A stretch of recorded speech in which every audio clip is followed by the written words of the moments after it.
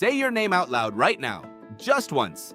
Now say it again, and again, 10 more times.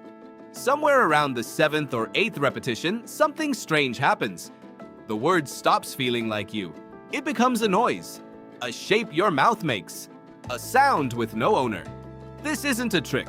It isn't your imagination playing games. It's your brain running out of meaning. Psychologists call this semantic satiation, and it was first described in the 1960s by researcher Leon Jacobovich James, who noticed that when people repeated a single word over and over, the word's meaning seemed to drain away in real time. Say a word enough times and it stops being a symbol for something. It becomes only sound, pure noise, stripped of everything you thought it meant. Your name should be immune to this. It's the most repeated word of your life. You've heard it thousands of times. You've written it, signed it, answered to it since before you could walk. It should be the most solid, most permanent word you own. But it isn't. Here's what's actually happening inside your skull when this occurs. Every word you know is stored in your brain as what neuroscientists call a lexical representation, a kind of file that links a sound to a meaning. When you hear or say a word once, that file opens smoothly. The sound triggers the meaning almost instantly, faster than you can consciously notice it happening. But repetition is expensive. Neurons that fire again and again in quick succession start to fatigue. This is called neural adaptation, and it happens all over your nervous system, not just with words. Stare at a bright light and look away. You'll see an afterimage because the cells in your retina got tired of firing. Hold your hand in cold water long enough and it stops feeling cold. Your nervous system is built to notice change, not to keep broadcasting the same unchanging signal forever. Say a word 20 times in a row, and the neurons responsible for connecting that sound to its meaning start to do the same thing. They fatigue. The link between sound and meaning weakens with every repetition. By the 10th or 12th time, the connection is straining. By the 15th, it's barely holding on. And somewhere in there, it snaps. What's left is just the sound. Your name stripped down to raw phonetics, 2 syllables, a rhythm. Air pushed through your throat in a particular pattern that used to mean something, and now, for a few strange seconds, means nothing at all.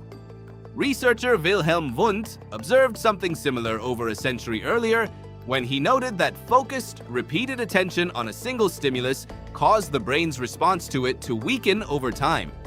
This wasn't really about words specifically. It was about how attention itself works. Your brain is not a tape recorder faithfully replaying the same input over and over. It's a prediction machine, constantly asking what's new, what's different, what deserves resources right now. A word that keeps repeating without change gets flagged as old information, not worth the energy. The brain quietly stops paying full attention to what it already expects. This is why the effect fades almost as fast as it arrives. Stop repeating the word, wait a few seconds, and the meaning floods back in. The neurons recover. The connection rebuilds itself. Say your name once more and it's you again, solid and familiar, like nothing happened. But for those few seconds when it breaks, something uncomfortable gets exposed. You assume your name is fused to your identity, that the two are inseparable, that hearing it triggers something deep and automatic, a recognition of self that can't be undone. It can be undone, temporarily, safely, but undone. And that tells you something most people never stop to consider. Your sense of self is not stored in a single unbreakable word. It's stored in a web of memories, sensations, relationships, and context. And the word is only ever a label pointing toward all of that. Break the label for a moment, and the rest of you is still there, waiting underneath, completely intact. There's a reason this feels unsettling rather than simply interesting. Humans rely heavily on names as anchors. Anthropologists have long noted that naming is one of the earliest and most universal human behaviors present in every culture ever studied. A name is often the first gift given to a person, sometimes before they're even born. It becomes the word other people use to summon you, to claim you, to mark you as separate from everyone else in the room.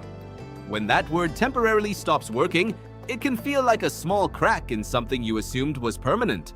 Some people report a mild sense of unease during semantic satiation experiments. Others just find it funny, like watching a magic trick performed on their own mind. Either reaction makes sense because you're witnessing your own cognition fail in real time and then recover, all within about 30 seconds. This same mechanism explains other everyday oddities you've probably experienced without ever naming them. Stare at a common word on a page long enough and it starts to look misspelled, even though it isn't. Repeat any phrase enough times in a row and it dissolves into abstract sound. Even faces do this. Stare at a photo of a familiar face for too long and it can start to look subtly wrong, unfamiliar, almost uncanny. Psychologists call this phase adaptation, and it works on the exact same principle. Meaning is not fixed. It's actively maintained, moment to moment, by a brain that has to keep reconstructing it. You walk through most of your life assuming the words you know are stable ground beneath you. Your name, your language, the meanings you take for granted. But meaning was never a fixed object sitting inside your brain waiting to be retrieved. It's a process. Something your brain builds fresh every single time, using energy and attention that can run out. Say your name 20 times tonight and you'll feel this yourself. Somewhere past 10 repetitions, it will start to slip. Not because anything is wrong with you, not because you're forgetting who you are, but because for a few seconds your brain will simply run out of reasons to keep believing that this particular sound belongs to you.